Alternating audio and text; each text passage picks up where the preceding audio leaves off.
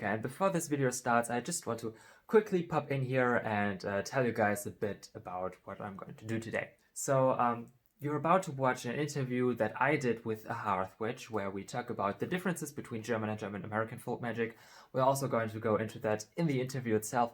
And I just wanted to say that my laptop camera isn't really the best, so excuse my poor video quality. However, everything else should be fine.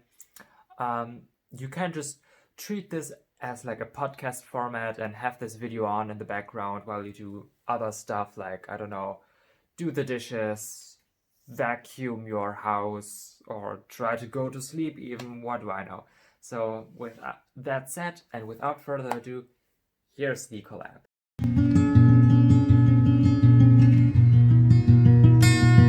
Welcome everyone, and today I have a very special guest with me, a Hearth witch, who I'm going to be interviewing today on the differences between German American and German folk magic. So thank you so much for being on here. Yeah, And thank you for agreeing to this. always. And so the way this works is that Hearth has already interviewed me on German folk magic specifically, and I'm going to be interviewing her on German American folk magic. And if you want to see her interview with me, you can hop over to her channel, which I highly recommend you do, and watch that video. But without further ado, let's get into it. Before we start with the questions, would you like to introduce yourself really quickly and tell the people exactly who you are, what you do, and why we're doing this? Sure. I'm a Hearth witch, so I practice a variation of German folk magic. It's I live in America, so I have American influences. I am American, so obviously that impacts things. So we are doing this because I think that there's a lot of questions that German Americans have for Germans, and I think that maybe Germans don't realize they have a lot of questions for Americans, but I really think that we both of these communities have a lot of things that would be great to discuss. And I really am excited to be able to kind of get a snapshot of that here and go over these things and the differences and the things that we want to share with each other. That's perfectly summarized. So I'll just start with the first question that I have for you, which would be, what is it like engaging with practices from German folk magic while you're not living in Germany? Like where you live, you probably have a different climate, different herbs. You live on indigenous land. What's it like having the German practice not there? So it's very challenging. I'm not going to lie to you. It's very challenging. And it's challenging for a lot of reasons. So to kind of like conceptualize it a little bit. So for me, the way that I think of things, like from an animist perspective and from, just really the lore of the craft, is that blood is significant and blood is bond, right? And so even though I live here, I still have a blood bond with my ancestors. They are literally, shared DNA people. And so in that respect, my ancestors are buried on German land. They are integrated into that land. They have that connection. And so my DNA and my blood bond is still connected to that. So it's undeniable in that sense. But at the same time, I'm not on that land and I'm not interacting with it on a daily basis. And so even though I'm connected, I'm still very separate. It's like I'm in the spiritual ecosystem, but I'm not in the physical ecosystem, if that makes any sense. So that definitely presents a lot of challenges. And so it's like I live on a land that's not mine. And so I'm more so acting as a physical ambassador to a practice that's not indigenous here. And so that it definitely presents challenges. And on the note of environment, it's so difficult for me to generalize American like ecosystems and culture and things like that, because I think this is a funny thing that sort of makes conversations difficult between not Germans but Europeans and Americans, because America is, I think, almost exactly the same landmass size. I think both of them have about like 3 to 4 million square feet or something ridiculous like that. And then we have about half of the population of Europe as a whole. So it's so difficult to generalize it. And climate-wise, we actually don't even coincide with Germany, really. If you look at like the longitude, Yeah. so if you look at the longitude, the only places that share any like similarities with Germany are technically like the most northern points of our northern states. So like North Montana, North Michigan, things like that. And so really, and that's only like South Germany. So Mm. northern Germany is more coinciding with Canada. It doesn't even touch the United States on the longitude map. So it's very challenging. And the other major difference is that we get a lot more sunlight than Europe just as a whole. Yeah. It's really like it's amazing. If you look at the light map, it's crazy how much more light we get than Europe. It's amazing. This is Yeah, why winters are brutal here. yeah, that's why we don't have the rollades on the windows because we don't really well, no, really, we need them. I take that back. It's the opposite. We need them because it's sunny at ungodly hours sometimes. Mhm. But unless you're in Alaska, that's like the one caveat. But yeah, so the land is very different. And there's a lot of challenges. I think that like certain plant species grow pretty well here. I'm in a very warm region. And so like mugwort, for example, or nettle, they're very invasive. And so they grow pretty well, but other plants are a lot more delicate that I have to be careful of. Like I had a chamomile plant that died like immediately. So you have to be really careful with how you navigate the plant life for sure. That's a big difference. Um, and then land spirits is another challenging thing because here they are not indigenous to us. And I think that this is a huge challenge, I think, for both Americans and Europeans to kind of like wrap their minds around. It's like, I know a lot of people I talk to on TikTok who are from Europe kind of have like maybe a little bit of confusion and like sometimes well-placed confusion where they're like, well, why don't you interact with the land where you live? And I think that that's a huge like educational discrepancy maybe because we can't, you know, the relationship that we have on this land has a really painful history and it's very tumultuous. I can never say that word. It's a very painful history. And so it's really inappropriate for us to engage with the land in the exact same ways that we would engage with the land in Europe. Because again, there are certain things that are just simply off limits to us. And there's also a lot of lore.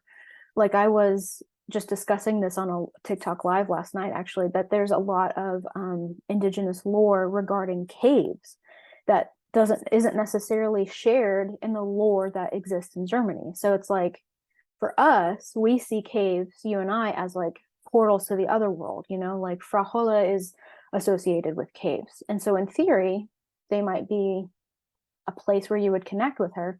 But there's also indigenous lore here on this land that actually sort of prohibits you from going into caves because they are locations of lots of nasty things. At least for us, you know, if we were to go in there and try to have a spiritual moment, it would not end well for us. And so there's a lot of discrepancies, there's a lot of challenges that are definitely present. And so it's like you have to consider the land hierarchy, if that makes any sense. This invisible hierarchy that we don't call the shots. We have a presence here because back to that blood bond thing, you know, we have ancestors that have been buried here. We have, and you know, in large specific communities to German Americans, you know, you find those in Pennsylvania or Michigan, Wisconsin, places like that. You know, we might have a bigger connection because so many ancestors have been concentrated there, but overall, we still are not indigenous to this land. We've only been here max 500 years, but that's Christopher Columbus came here in the 1400s, and the majority of Americans are white people in the United States. Our ancestors didn't get here, the majority of them, until the 1800s. So we're very new here. We don't call the shots. It can get challenging, to say the least. I believe that. I mean, if I were to look at it like from a perspective of my village, we have basically a folklore story about every stream and every mountain. I mean, I live in the north, we don't really have mountains. We Right. have like Right. hills. Right. We have so many stories about that, and Right. I kind of know through these stories how to work the land. If I were to like be at your place right now, Right. I would know nothing. absolutely nothing. I would touch nothing. I would just sit there and be like, nope, thank you. So like one good example too is so when you see descriptions about Marian grass, so Marian grass it gets its name because of its associations with Mary. And so if you look back at German folk history, that was used as like a birthing herb. It was sacred to Mary and sort of like syncretized in its sacredness from Frau Holle.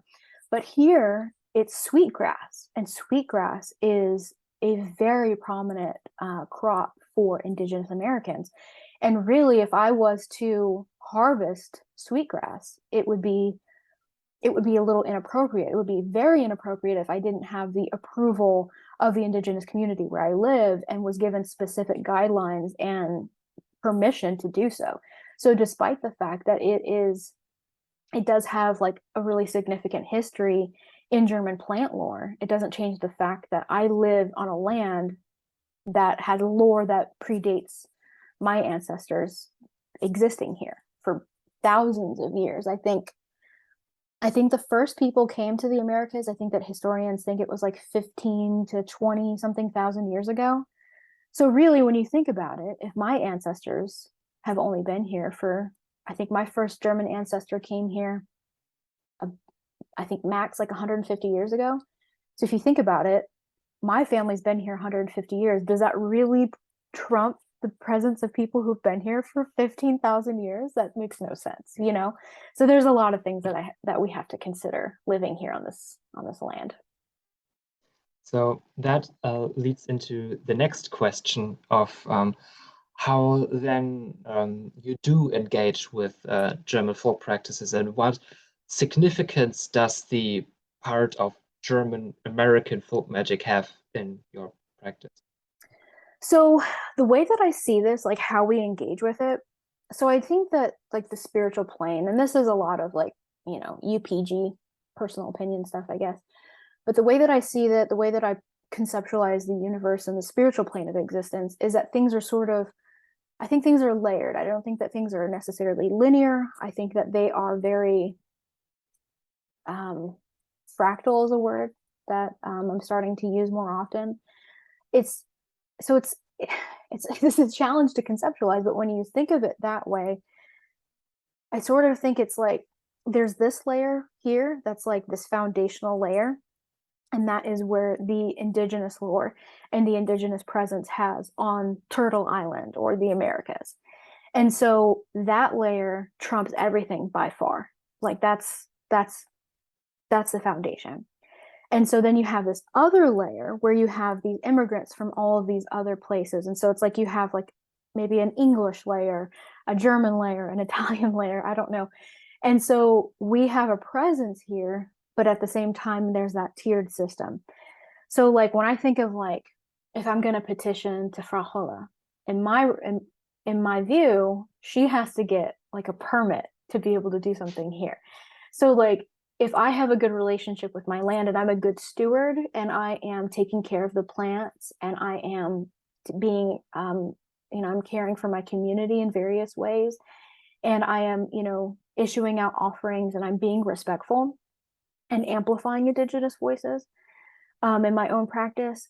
If I'm doing these things, I think that makes me a better ambassador while I'm here, to the point where perhaps Frau Holle gets a little bit more leeway in some of her petitions. Like maybe she can ask a little bit more or do a little bit more. And like, I also think about the lore with like the wild hunt. And when we talk about like this period of time where you have the thinning of the veil, if you will, where there's a lot of spiritual activity, I think that when our ancestors came here, not only did they bring plants and not only did they bring, themselves, they brought invasive spirits as much as they did bring invasive plants. And so I think that there are some things that have been inflicted on the land somewhat disrespectfully, well, very disrespectfully and unwillingly. And so when I think about things like the wild hunt, I think that like these more intense, sometimes negative concepts definitely play a part. And that's where I have a role and responsibility in sort of like winding that back in and dealing with the invasive spirits and the invasive plants that we've placed here. So a lot of what I do in German American folk practice sort of feels like retroactively undoing a lot of things and like healing a lot of like past traumas. Like trauma is a big thing, I think, for it's a big thing for Germans in general, but it's definitely a big thing for German American folk practice, in my opinion. There's a lot of things that people have to unpack, both with our direct ancestry, with European ancestry, and with the traumas that we have inflicted upon people, but also, funny enough, like the trauma that I think that our family underwent to get here. Because I think that's another difficult point for a lot of people, is recognizing that not everybody who came here under like really delightful circumstances, you know? So like my family came here because the land with our farm, it wasn't fruitful anymore. And it was a farm that had been in my family for generations up in Niedersachsen. And so it just stopped being fruitful. And there was another guy in the town, and he had a better farm or something. I can't remember the exact details. But so my family was desperate and we had to move. And when we moved here, my family became bootleggers. And then they got involved in some undesirable things. And it inflicted a lot of generational trauma for my family. And that's just one family line. That's just my grandpa, you know, let alone the rest of my family. And then also, like, you know, we got impacted by parts of like World War II as well, even World War One. So there was a lot of anti-German sentiment that was here, and for good reason. It's understandable, right? You know, America was fighting World War One and Two, and Germany wasn't necessarily making really good decisions with their government and structure, to say the least. And so what that resulted in was a lot of anti-German sentiment. And so I think a lot of us kind of had things stripped away from us. And when I talk to German Americans, I feel a lot of them kind of going through that pain of like, yeah, my grandma said that she grew up with German, but she was only allowed to speak it at home. Like that's what my dad's mom would tell me all the time. She would talk about the foods that she missed and the language, but that she couldn't engage in it in a way that was free or open or celebrated. It was always a source of shame. And so I think that that's another element of these like trauma concepts that German Americans really have to like deconstruct out of. So it's a lot of undoing things, to put it simply. Yeah, that was a great explanation. And I actually kind of relate to this in some Yeah. ways with my Silesian heritage. Absolutely. I mean, there's a lot of like undoing of trauma that was done to us, but also not all Silesians were like perfectly innocent. I mean, Silesia was part of Germany when all that shit went down, and a lot of Silesians were very anti-Semitic. And it's also like a role to like see the nuances in that and kind of see the individual threads and kind of pick them apart. Right, which is funny because when you get into not necessarily German, but like Germanic lore, when we talk about like the webs of fate and Verd, or however you want to pronounce it, when we get into that, it really is. There's all of these like knitted together layers, and I find that allegory with like spinning come up again, that we see so present specifically in German folklore, but you know, even beyond that, you know, that spinning analogy exists in Scandinavia and other places, and we talk about this goddess of fate and death and earth and how they're associated with spinning, and it's like this web analogy. And so I think that a lot of these things, especially, you know, we talked about this in the previous interview about the folk witch's role in the community, as you know, it used to be that physical healer, but I think a lot of it now is about like spiritual healing and land healing. And I think that for German Americans, that healing definitely looks very different than what it might in continental Germany, but both are work that have to be done. And I think that like it's so funny because it's like I see this like similar struggle manifesting in different ways as a German American in German. It's like Germans don't think that they have these practices or this history, and so they're looking for a look. really, when you think about it, because we've all kind of interpreted that these practices have to look a certain way and feel like Halloween all the time or something ridiculous, or like I don't know. Point being that Germans are looking to other places like Eastern religions or even indigenous Americans and fetishizing them to find some form of connection and spirituality, when in reality it lies literally under their feet. And then you have German Americans who got stripped from all of that because we don't have our spirits here. Well, like, they're not indigenous here. So we don't have European indigenous gods or land spirits or any of that exist indigenously on this land. And so for us, for Americans and German Americans, we're trying to go back and reconnect to it. And it's funny. I think that it can be frustrating sometimes to see. It's like, I think a lot of German Americans get maybe a little bitter even to see Germans where they're like, gosh, you have it right there in front of you. You don't even know. Like, God. And so I know I've felt that way sometimes, where I see, when you research like German spiritual practices or whatever, and then you see some guy who's like, I don't know, some Buddhist guru or thinks that they are, and you're like, oh no, come on. But yeah, anyways, that's a tangent of mine. Yeah.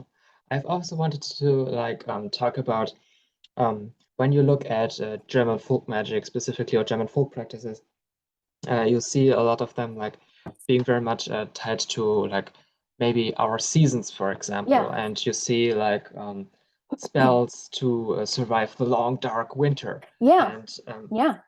stuff like that. And how do you, as a person that doesn't experience a long dark cold Yes. winter, Yes. how do you kind of see these things and adapt them into your personal practice for yourself, like within your household, for example? I have a long dark summer. I don't have a long dark winter at all. For me, winter is like life bringing. It's a celebration for me in so many ways, because I live excuse me, I live in a warmer region, and so the environment's entirely different. And so for me, I have the Yuletide lore and the Yuletide celebrations in it, so it's still connected. It's still very similar. But when you think about these periods of like stillness and trying to get through this season of hardship, for me it's the summer, because again, we have so much light here by comparison. And when you're fighting constant sunshine in the warm weather, it's like literally living in hell on earth. It's awful. I can't even describe to you how hot it gets. And then if you're like in certain regions, get so humid, and it's like you'll walk outside, feel like you're walking into hot soup. It's horrible. And so it's like there's a major landscape difference, and how to navigate that. So for me, like the survival spells and like the practices and like even a lot of like the cleansings, for me that happens a lot in the summer, because it's kind of funny, because it's like you feel that scarcity in the nature or in the land, and it almost feels like that spiritually, which makes sense again from an animist perspective, where you have these harsh, intense things happening to your land. You also feel that then spiritually. So for me, like in my personal life, I feel my period of darkness the most in the summer, where I'm going through a lot of trials and tribulations and hardships. I feel like just general life things, I feel that more in the summer than I do in the winter, for me personally. So it's almost like this kind of swap, kind of flipped.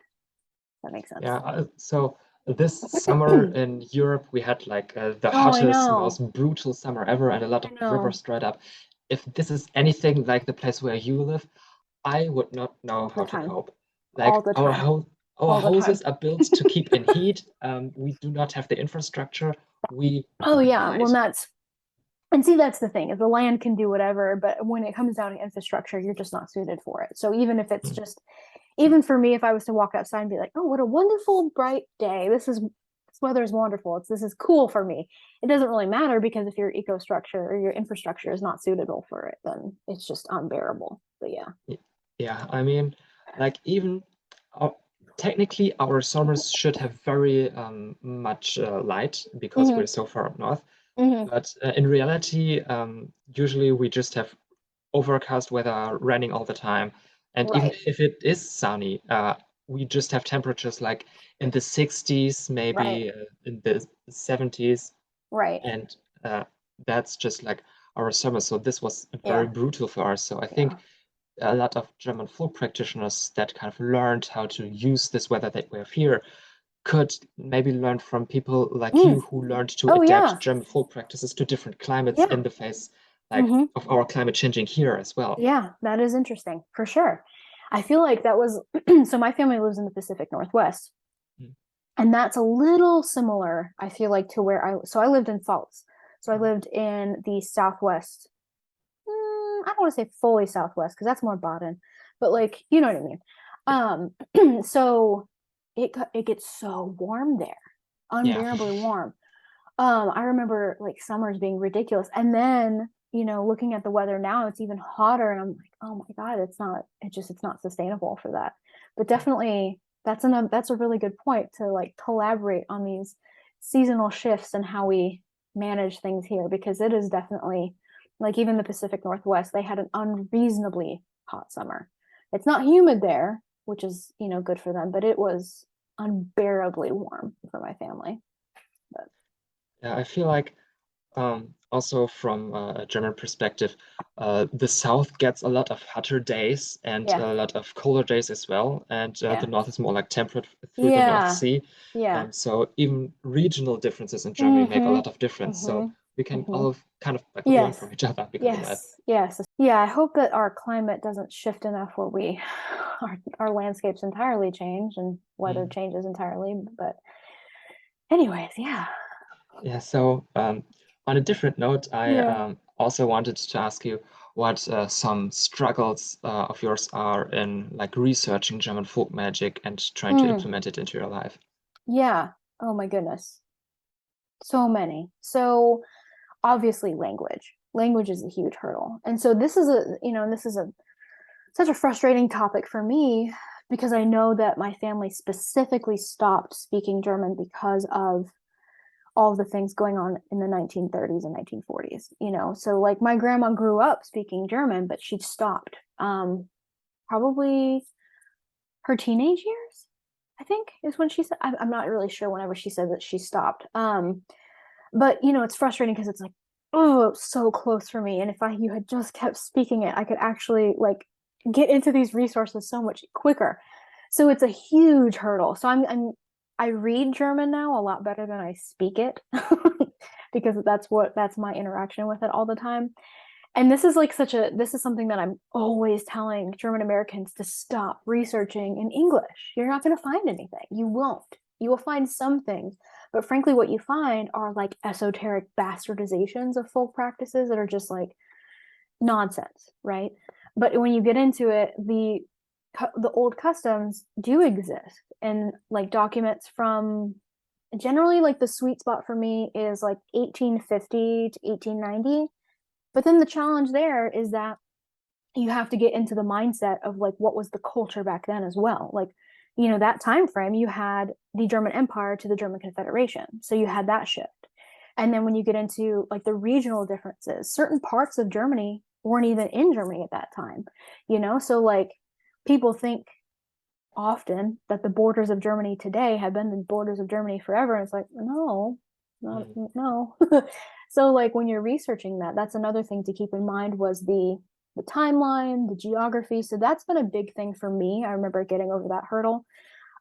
So beyond like maps and language and timelines, I think the biggest, challenge is like kind of taking things and researching them and figuring out like what was the context and what is the context now.